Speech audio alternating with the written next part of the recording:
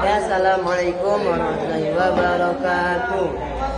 Sebelumnya, pertama-tama yang terhormat kepada Abi Hanif dan Ujidah, kepada Superkemal Ujidah. Yang kedua yang terhormat kepada guru-guru saya, guru Ujidah. Dan yang ketiga yang terhormat kepada kedua orang tua saya dan juga pula kepada teman-teman saya yang saya banggakan. Nah, jadi di sini saya akan presentasikan tentang zakat. Nah, apa itu zakat? Zakat menurut bahasa artinya itu adalah tumbuh, berkembang, suci atau bersih. Nah, sedangkan menurut istilah zakat terbagi menjadi beberapa. Pengertian zakat dibagi menjadi beberapa pendapat. Pendapat pertama yang mengatakan bahwa zakat. Nah, jadi zakat itu adalah sesuatu pemberian harta benda kepada suatu golongan yang membutuhkan. Nah, jadi mengapa dinamai zakat? Karena pemberian itu berupa suatu keberkahan. Nah, kemudian beberapa pendapat lain itu mengatakan sesuatu yang serupa, intinya seperti yang tadi. Nah, kemudian yang kedua itu ada pajak. Pajak. Nah, jadi pajak itu adalah pajak dibagi jadi beberapa. Pajak ini adalah Nah, jadi pajak itu dibagi menjadi beberapa. Ada pajak al-jizmi. Nah, jadi ini namanya agak sulit. Jadi bisa dilihat di buku. Nah, di sini bisa dilihat di sini ya. Pajak itu ada 4. Yang pertama ada al-jizyah, ada al-kharaj, dan ada ad-daribah, dan ada al-usuriyah. Nah, jadi masing-masing dari beberapa pajak di sini artinya itu berbeda-beda. Misalnya seperti al-jizyah. Nah, jadi al-jizyah ini itu adalah pajak yang dimana suatu pemimpin itu meminta pajak kepada kafir zimmi.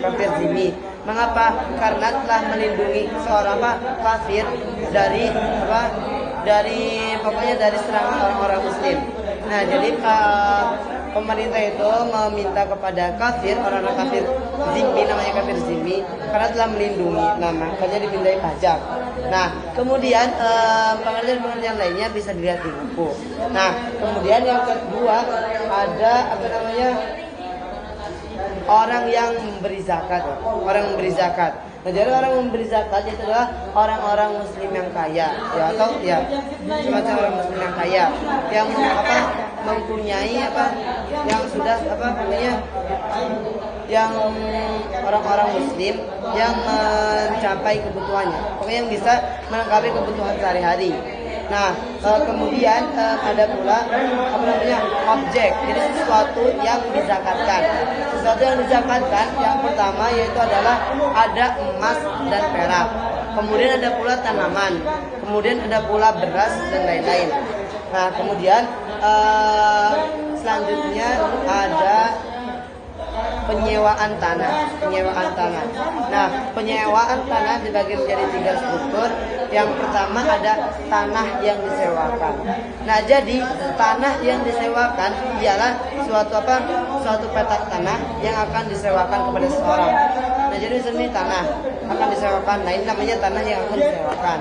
Nah, kemudian yang kedua ada pemilik tanah. Nah, jadi pemilik tanah yaitu adalah seseorang yang memiliki hak wajib atas suatu tanah tersebut. Nah, jadi misalnya ini ada tanah, kemudian ada orang yang mempunyainya. Nah, itu harus ada surat-suratnya. Nah, biasanya pemilik tanah ini memiliki surat janji dengan pihak yang pertama. Nah, kemudian ada pula penyewa. Penyewa itu adalah seseorang yang akan menyewa tanah dari si pemilik tanah. Nah, kemudian ada hukumnya. Hukumnya menyewa tanah. Nah, jadi menurut fuqaha seperti itu. Nah, jadi orang yang menyewa tanah, tentang penyewaan tanah ini terbagi beberapa pendapat. Apakah tentang penyewaan tanah ini siapakah yang harus zakat? Apakah pemilik tanah atau penyewa? Nah, ada 2 pendapat. Pendapat yang pertama mengatakan bahwa penyewalah yang zakat, bukan pemilik tanah. Tetapi pendapat yang kedua mengatakan bahwa pemilik tanahlah yang berzakat, bukanlah seorang penyewa. Oke, sekian saja dari saya. Kurang lebihnya mohon maaf.